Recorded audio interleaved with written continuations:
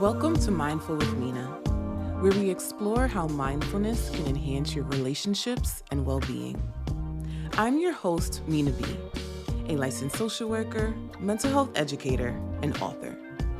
Through insightful discussions, I will guide you towards self awareness and self efficacy, empowering you to effectively manage your relationships, reduce burnout, and be more present with yourself.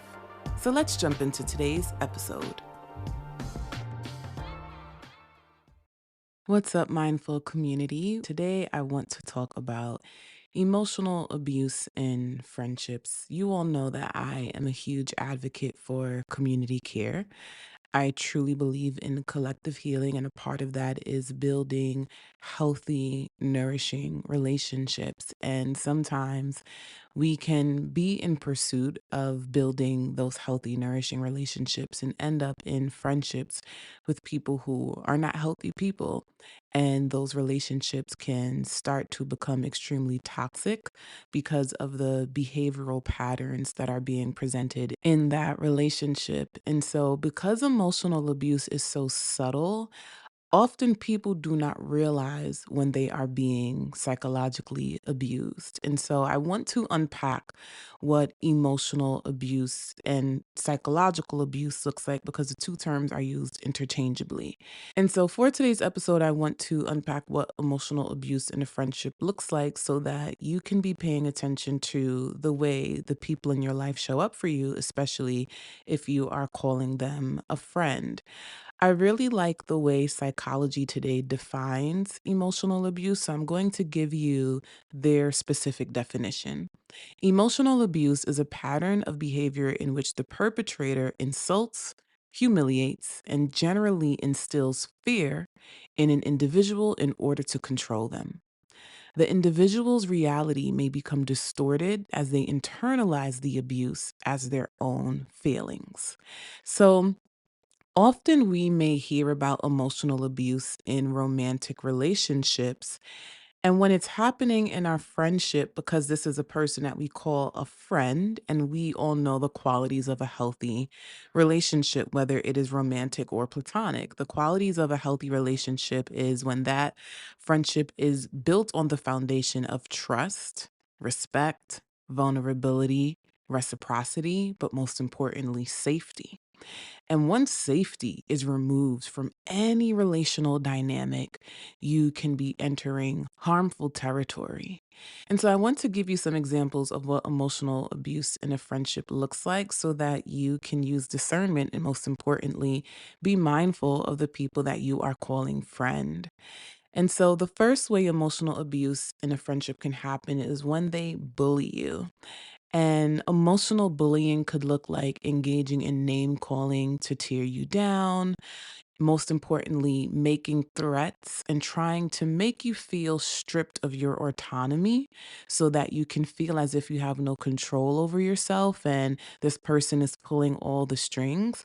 But another sign of emotional abuse is when that relationship enters physical abuse. It has happened. I have heard so many stories and counseled so many clients who have shared that their friends have actually assaulted them when their friend was angry, when their friend was dysregulated.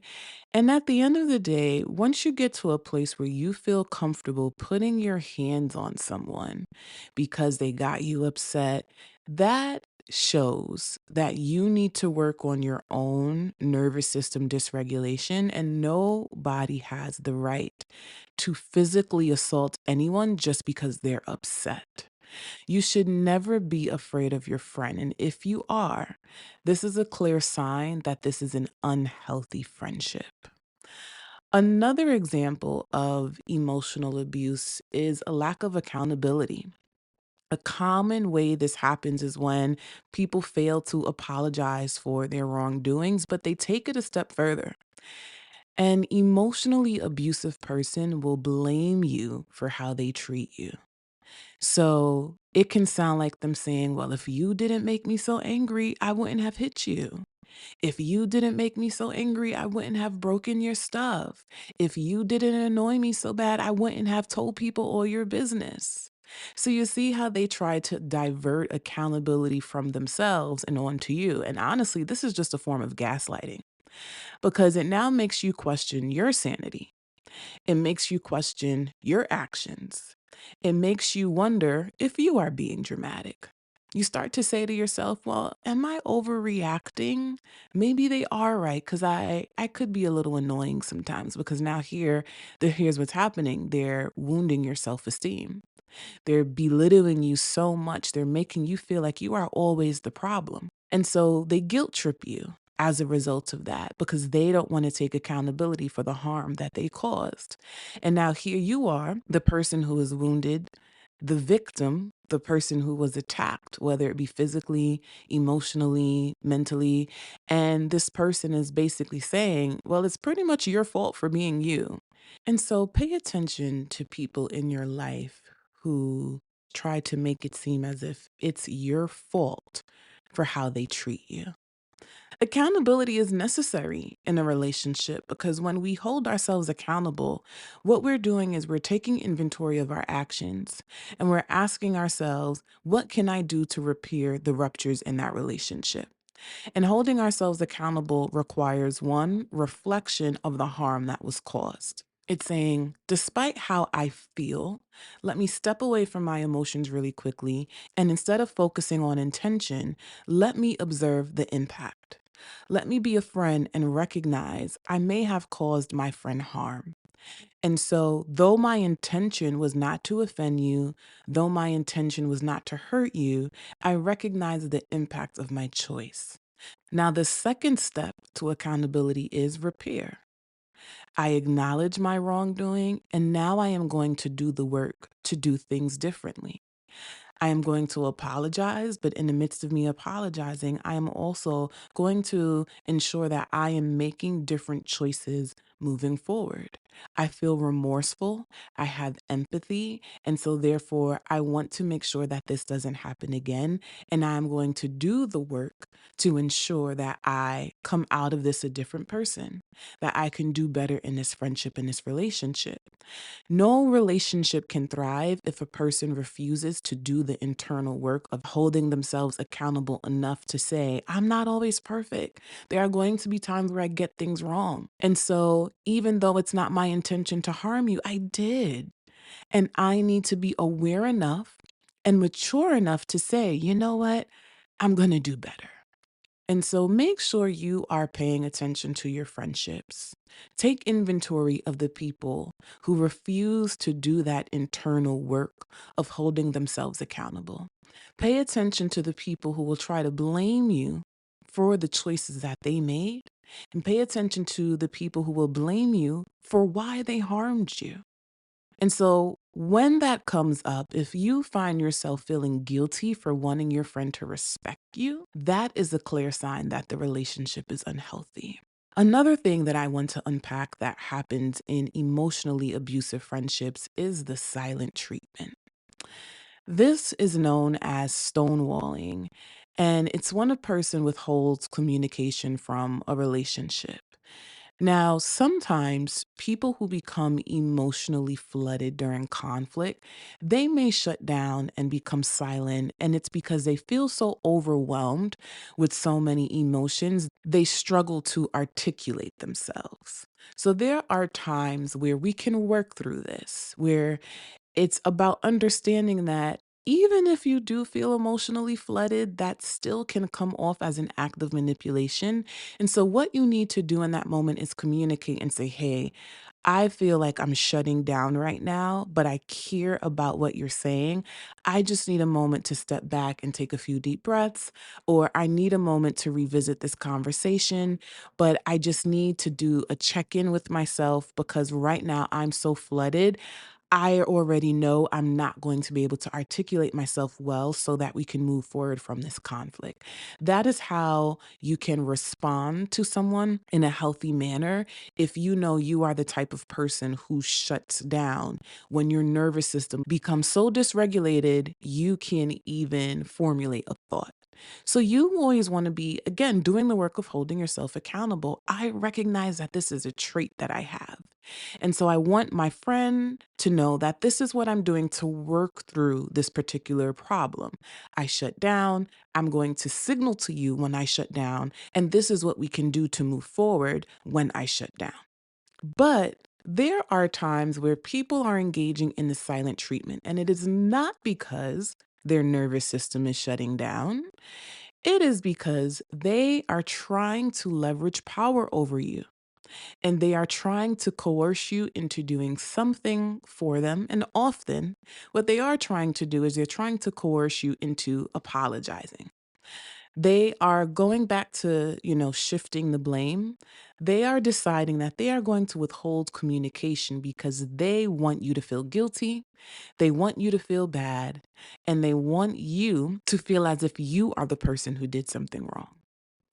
And so, a common way I have seen this play out in many family dynamics is when someone did something where they caused a family member harm. And so that family member decides that they're going to have a conversation. Maybe it's with their mother, their aunt, whoever caused them harm. And they go to their mother and they're like, Mom, this is something that you did. It really hurt. It really bothered me.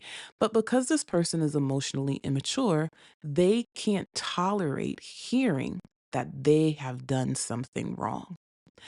There are people who move through this world who feel like people are always against them and it is not possible for them to harm other people. And so this is unfortunately the symptom of an emotionally immature person. They do not like being called out. They don't want to hear about your boundaries, but they will be very, very quick to tell you about their boundaries. They'll be very, very quick to place rules on you. They'll be very quick to complain about all the things that you've done. But the moment you say something to them about their behavior and their actions, they can't take it. And so sometimes what this person will do is they get so upset and they want to divert blame onto the other person so much, they will decide, you know what? I refuse to sit here and be told that I'm the problem in my friendship or I'm the problem in my relationship. So I'm just not going to talk to you. And the only way that I will speak to you again is until you come to me and apologize. That is the only way that we can move forward. And so, what this person is doing is they're engaging in manipulation. They're leveraging power over you. And so they're saying, I am going to withdraw communication. And by withdrawing communication, I am going to make you feel so uncomfortable in this relational dynamic that you have no choice but to come to me and say that you're sorry, even though you did nothing wrong. You are going to come to me and you're going to apologize, and then we can make peace. And then we can move forward. Outside of friendships, this can happen in family dynamics when you're living with someone.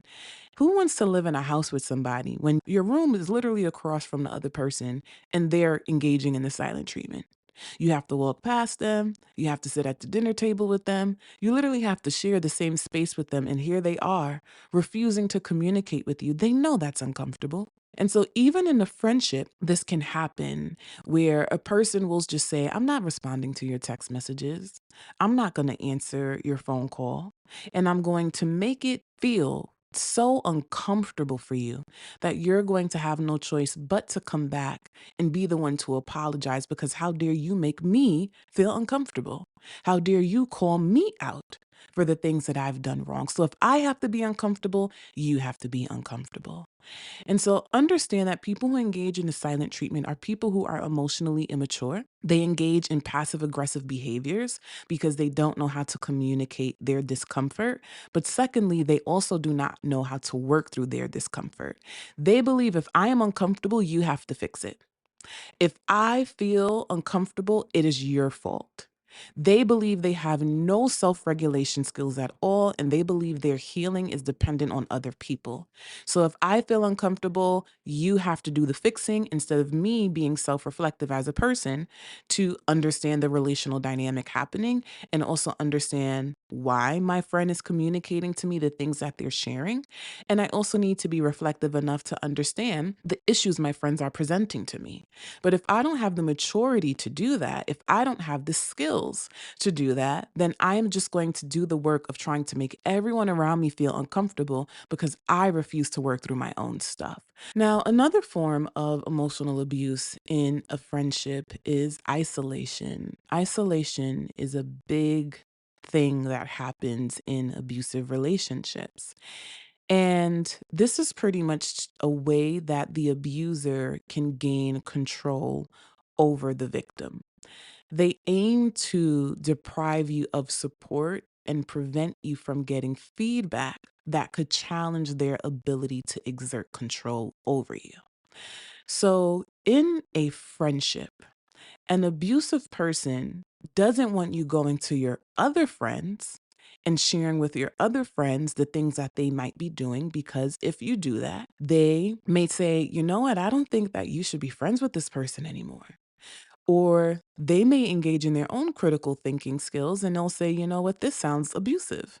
It sounds like your friend is gaslighting you. It sounds like your friend is being harmful. An emotionally abusive person wants to ensure that you don't have other people in your ear telling you anything that could mess up their plan and have power over you and gain whatever it is that they're trying to gain from you. And so sometimes in a friendship, especially if you are a part of a friendship circle where you know multiple people, the emotionally abusive friend can try to convince you that your other friends are jealous of you. They'll try to pretty much isolate you from your peers, and they'll do that by painting your peers as terrible people. Another thing an emotionally abusive person will do is they will gossip and they will tell false or exaggerated stories about your other friends. And so they might come back to you and say, this person was talking really bad about you. This person was saying all of these things about you. And sometimes they're not true. But another thing that is happening when they come back to you with this information is that they're trying to present themselves as a savior. They're trying to present themselves as someone who wants better for you.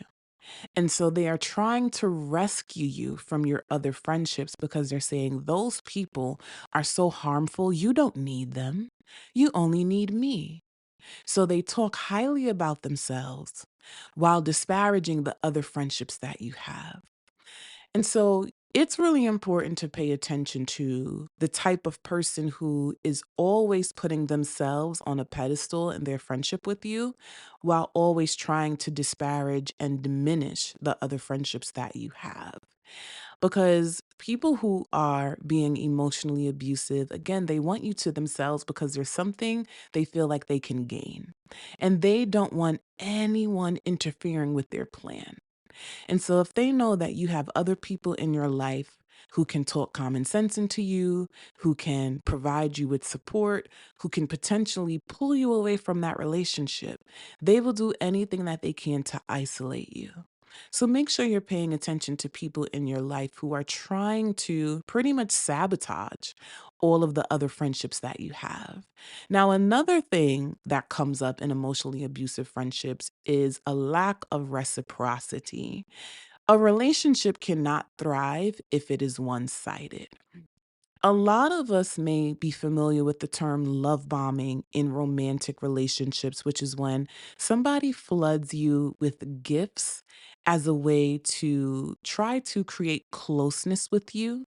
And so they are buying you nice things, they're flooding you with so much love and care and nurture. And once they feel like they have secured you, they start to take a step back and they become a completely different person. Now, in a friendship, you may not have a friend who is buying you gifts and taking you out to eat all the time and doing all of these things. The way a one sided relationship can manifest in an emotionally abusive friendship is when they love bomb you with words of affirmations. When this happens, it appears as if they're checking in on you. What they're doing is they're filling you up with praise. They're not necessarily asking you, how are you? What's new in your life? But what they're doing instead is saying, hey, just thinking of you and I hope you're having a great day. Hey, I want you to know that I'm rooting for you. I'm so proud of you. I want you to know I'm thinking of you and I wish you the best. They're saying things to you that makes it feel as if they're supportive.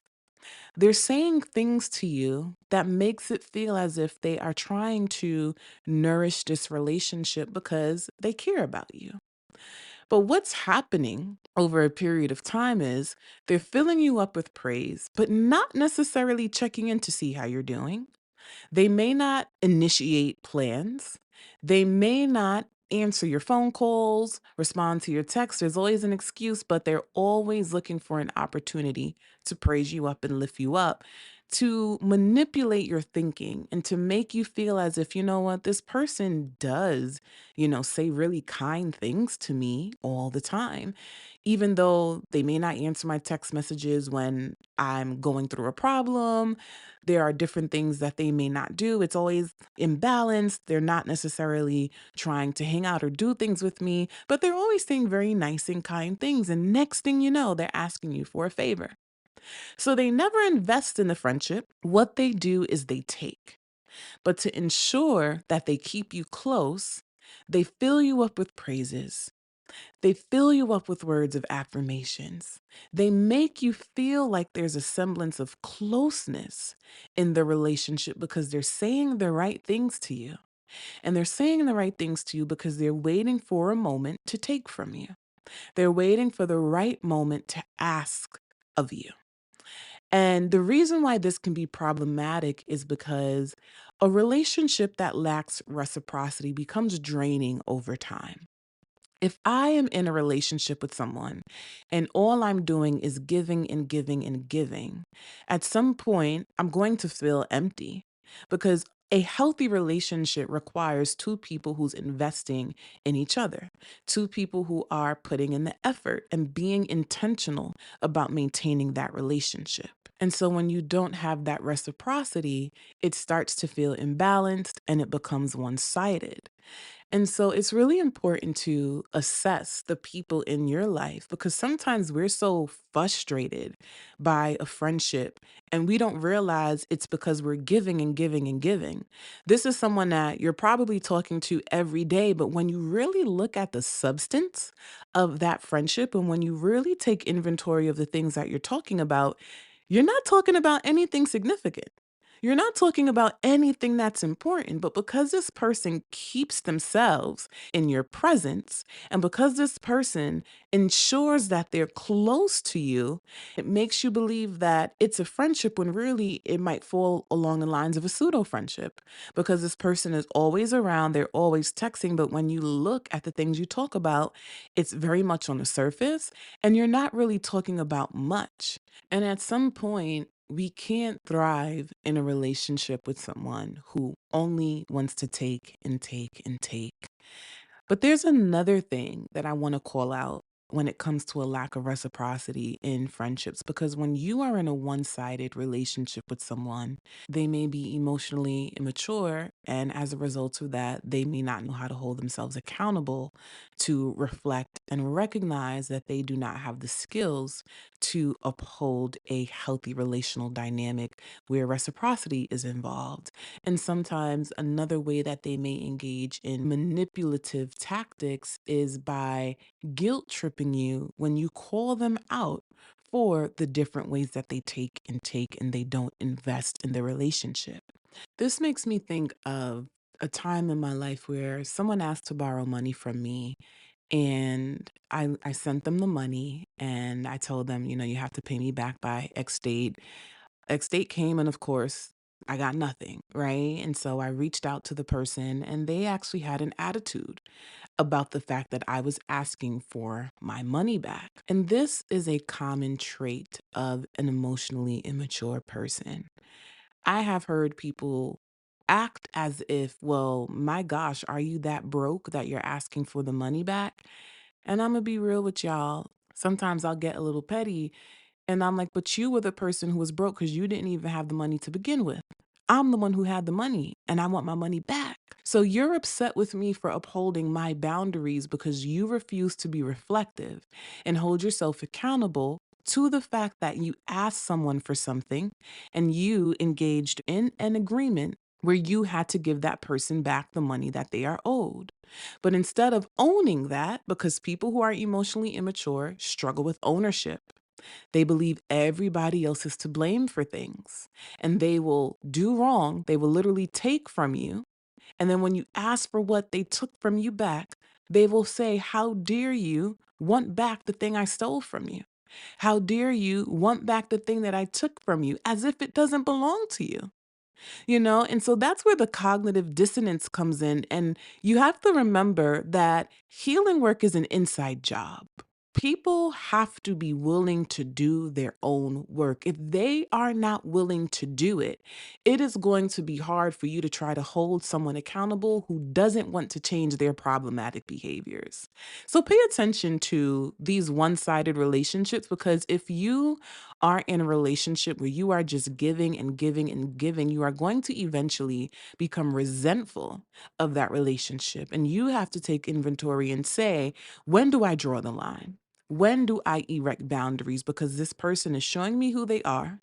This person is showing me that they have no interest in developing a deep, intimate relationship with me. And because this relationship is not serving me in any kind of way, I'm going to need to take a step back, or I'm just going to have to let it go altogether. Now, the last thing that I want to share that is very common in emotionally abusive relationships is something called disguised hostility. And this can be really challenging to detect because it often comes off as subtle and very indirect. And so, disguised hostility pretty much is when somebody presents themselves as being very supportive and caring, but underneath, they harbor negative feelings towards you and they start to engage in passive aggressive behaviors. So they're saying that they're your friend, they're saying that they're your best friend, they're acting as if they're so close to you and they care about you, they're treating you as if you're family, but their actions land as somebody who actually doesn't really like you. And so the way this manifests is they give you backhanded compliments all the time. They'll say really outrageous things to you about your appearance, about your body. And it's like, are you trying to lift me up or are you trying to tear me down? They'll say things like, well, I'm really surprised you look good in that dress because you gained a lot of weight. Like, wow, I'm really surprised you look good. What does that mean? And so they're saying it with a smile on their face. They're saying it in a tone that feels warm and friendly. But when you really listen to the things that they're saying, it's harmful. Another way it can come up is a lack of psychological safety in the friendship. So this is someone who will say that they care about your well-being. They're the person who says, "Let me check in on you. Let me see how you're doing." And then when you respond in a truthful manner, and you respond in a way by saying you're going through hardship, you're struggling, they become very hostile toward you. They shoot you down. They become very pessimistic. They withdraw because they really have no interest in knowing how you're doing. So they're like, I'm going to walk the walk and I'm going to talk the talk. And I'm going to present myself as someone who is a friend to you. But when it comes to doing the actionable things that is required to sustain a friendship, like emotional investment in a person, I'm going to withdraw there. So I'm going to check in on you. I'm going to ask you how you're doing, but my expectation is that you're not really going to tell me the truth because I don't want to hear it. So they respond to your problems in a very hostile manner, or they respond in a way that's very nonchalant, which shows you that they don't really care. And a psychological safe relationship requires a non judgmental space and a space where someone can feel seen, heard, and safe to be vulnerable and talk about the things that are hurting, especially if you are saying that you are a very, very close friend. So, a lack of psychological safety can be a form of disguised hostility.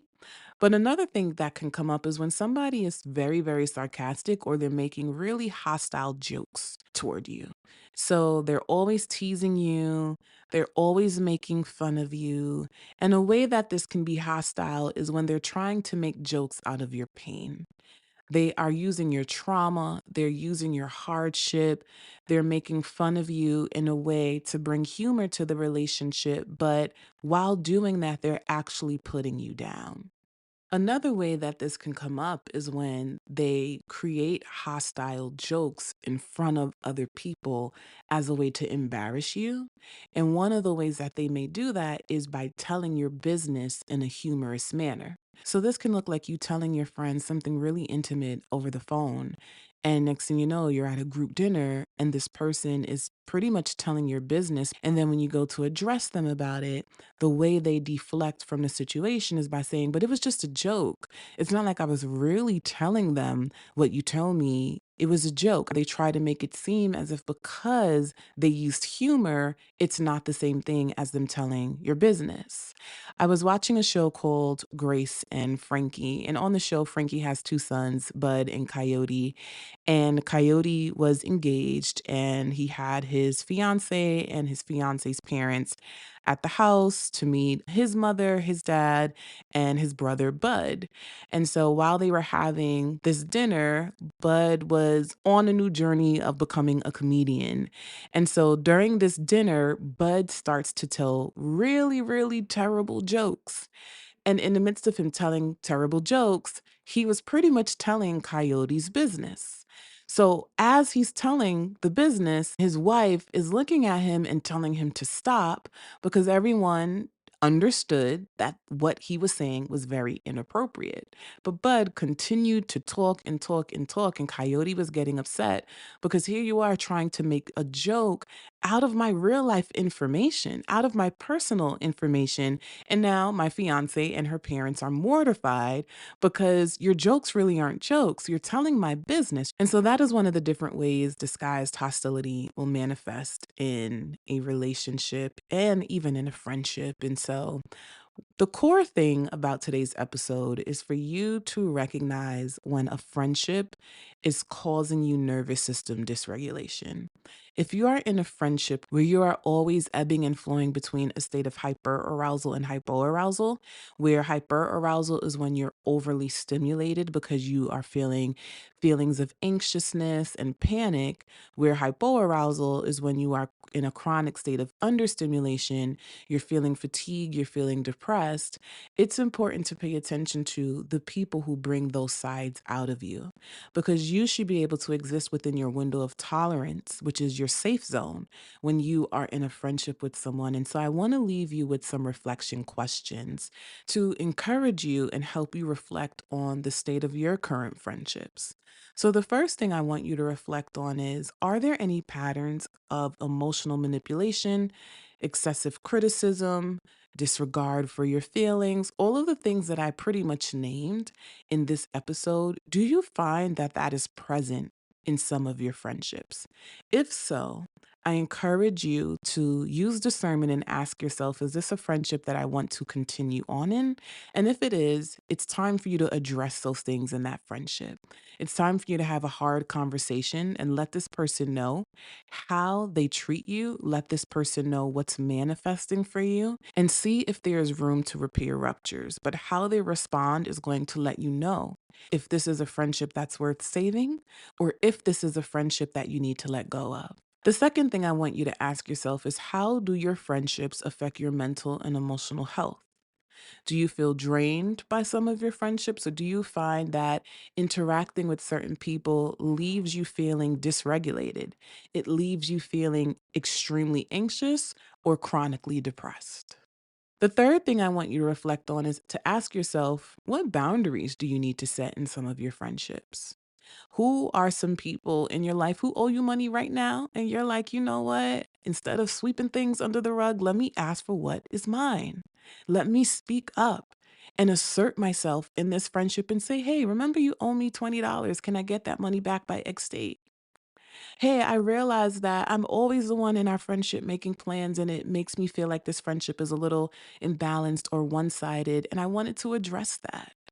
It's okay to advocate for yourself, and it's okay for you to have needs, even in a friendship. It's important to know who in your life deserves to stay and who do you need to let go of.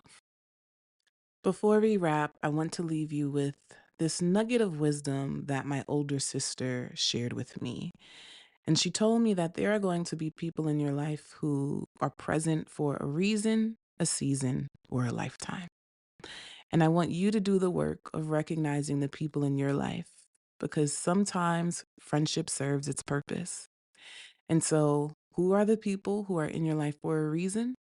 Who are the people who you feel like they're there for a season and you need to assess, has that season come to an end? And it's okay to let go of relationships that are no longer serving you. That's all for today's episode. Thank you for tuning in. If you enjoyed what you just listened to, please take a moment to rate and review this podcast on your preferred platform. Also, don't forget to share it with a friend and on social media. To stay connected with me and my work, follow me on social media and subscribe to the Mindful with Mina newsletter, which can be found on my website, www.minaB.com. You can also continue learning from me by ordering my book, Owning Our Struggles, which is available at all major book retailers. Stay tuned for a new episode next week, and most importantly, remember to be present and stay mindful. Take care and goodbye for now.